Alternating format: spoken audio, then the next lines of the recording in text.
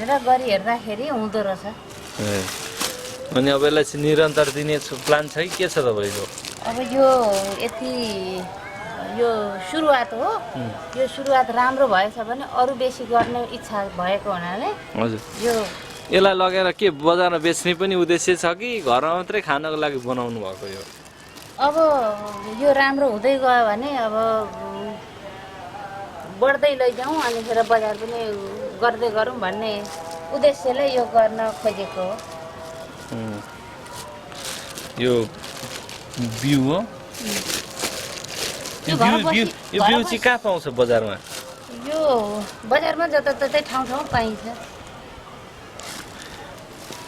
लगभग यहाँनिर यो घरमा बसी बसी हुने यहाँ दुई पोका तयार भइसकेको छ। अर्को पोको पनि तयारी भइरहेको हुँदैछ यहाँनिर। यहाँ तयारीको क्रममा छ, यहाँ बनिरहेको छ। यहाँ ठाउँ ठाउँमा बिउ देख्न सकिन्छ यहाँनिर। यो बिउ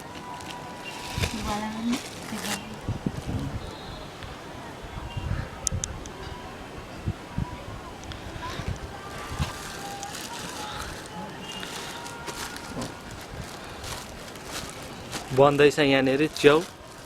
च्याउ बन्दैछ। अनि यो चाहिँ तपाईँले चाहिँ कहिलेदेखि थाल्नुभयो बनाउन? यो कहाँबाट यो तपाईँलाई चाहिँ थाहा भयो च्याउ घरमै बन्दो रहेछ भनेर तपाईँलाई? अनि बिउ कहाँ पाउँछ यसको विषयमा केही भनिदिनु न।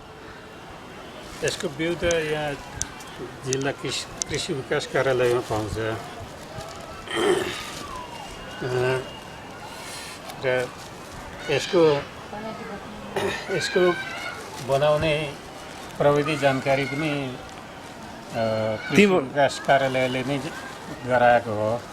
उसैको सल्लाहमा हामीले थालेको। यो गत वर्षदेखि नै हामीले यसलाई सुरु गरेको हो। गत वर्ष पनि केही उत्पादन गरेर केही महिनासम्म हामीले तरकारी खाइयो। अनि त्यो गत वर्ष खाँदाहुँदै तयार गर्दा राम्रै लागेको हुनाले यस्तै यस साल पनि निरन्तरता दिने कार्यक्रम स्वरूप हामीले थालेका छौँ। यो घरकै लागि, त्यसो भए त घरकै लागि मात्रै रहेछ होइन त? होइन, अहिले त अब परीक्षणको रूपमा जस्तै छ। अब अनुभव छैन के कसरी उत्पादन गर्ने भन्ने कुराको अनुभव बटुल्दै रहेछ र अहिले चाहिँ घरकै प्रयोगको लागि नै हो यो। तर अब निकट भविष्यमा यो अनुभव भइसकेपछि हामी बाहिर बजारमा पनि पठाउने गरी नै उत्पादन गर्ने तयारीमा छौँ। अहिले भर्खर मात्रै सुरुवात गरेका छौँ। पहिला ज्ञान थिएन, ज्ञान नभएको हुनाले त्यति अब ध्यान पनि दिएन। अब अहिले केही ज्ञान र केही अनुभवले गर्दा हामी अब परिवारका सबै नै यो काममा लाग्न थालेका छौँ। अनि यो बजारमा पाउने र त्यो च्याउ र यो उस्तै गुणस्तर उस्तै हुँदो रहेछ कि के फरक के पाउनुभयो तपाईँले घरमा उत्पादन गरेकोमा र बजारमा पाउनेमा के फरक पाइए जस्तो छ कि छैन? होइन, हेर्दा त उस्तै हुन्छ नि। अब यहाँ उत्पादन गरेको र बाहिर पाउने, तर जे भने आफूले उत्पादन गरेको शुद्ध चोखो राम्रो भनेर आफूलाई बढी सन्तोष आफूले उत्पादन गरेकैमा पाइन्छ। अब बाहिर कस्तो ठाउँमा राख्छन् के गर्छन्, अब प्रदूषित भएको हुन सक्छ, त्यस्तो शङ्का हुन्छ। यहाँ भए अब त्यस्तो केही शङ्का हुँदैन। आफैले उत्पादन गरेर आफैले अब तरकारी खान पाउँदा बाहिरबाट ल्याएको भन्दा यो आफूले उत्पादन गरेकोबाट हामीलाई बढी आत्मसन्तुष्टि हुन्छ। अनि यो चाहिँ के यो परालको पनि बन्छ भन्छ नि, तपाईँले चाहिँ ट्राई गर्नुभएको छैन परालमा बनाउन? भर्खरै सुरु हो, सुनेको मात्रै हो परालमा पनि हुन्छ भनेर। तर हामीले चाहिँ अब यो गाउँको भुसीमै सजिलो लागेको हुनाले परालपट्टि कोसिस गरेका छौँ। पराललाई अब काट्नु ओर्नुपर्छ, यस्तै गर्नुपर्छ, धेरै झन्झट हुन्छ। अब यो भुसी अब गाईलाई ल्याएको भुसी छँदैछ। यही भुसी भिजायोहरू पखालो सजिलो छोटो समयमा तयार हुने भएको हुनाले परालपट्टि ध्यान छ। अनि यो चाहिँ कति दिनमा तयार हुन्छ यसको चाहिँ? यो चाहिँ खानु योग्य चाहिँ कति दिनमा? यो त अब 1 महिना पछि मात्रै हुन्छ नि। त्यसो भए एक लट निकालिवरी तपाईँहरूले खाइसक्नु भएको छ? होइन, यो साल त भर्खर पहिलो हो। गत साल मात्रै हो खाएको, उत्पादन गरेको गत साल हो।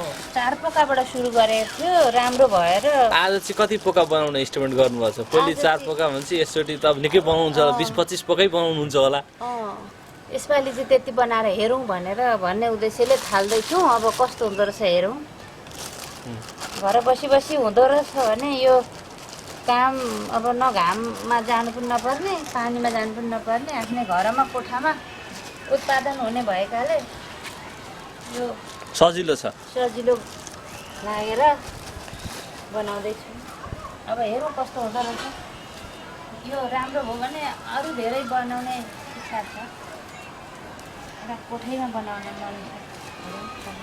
कोठामा बनाएर बजारमा बेच्ने गरी बेच्ने गरी उत्पादन गरेर। यसको बजार चाहिँ कति हो, के कस्तो छ, कतिको बिक्री हुन्छ जस्तो लाग्छ? हुन्छ। यो भिटामिन भन्छन् सबैले, भिटामिन भएर अब बिरामीले सबैले खाने हुन्छ। यसमा अब भिटामिन हुन्छ भनेको हुनाले हामीलाई पनि अब विश्वास के यो पोको तयार भइसकेको हो? हजुर, यो पोको अब अलिकति तयार हुन बाँकी छ। यति भएपछि यो पोको तयार हुन्छ। अनि यो राखेपछि यसलाई पानी छिटिरहनुपर्छ। हजुर हजुर। अनि यो शीतलमा राख्नुपर्छ, घाममा पनि हुँदैन, धेरै हावामा पनि हुँदैन। यसलाई अलिक गोप्य ठाउँै चाहिन्छ, अलि अँध्यारो ठाउँ चाहिन्छ। अनि त्यसो हुँदाखेरि अब हेरौँ। अब यो हाम्रो पनि पहिलो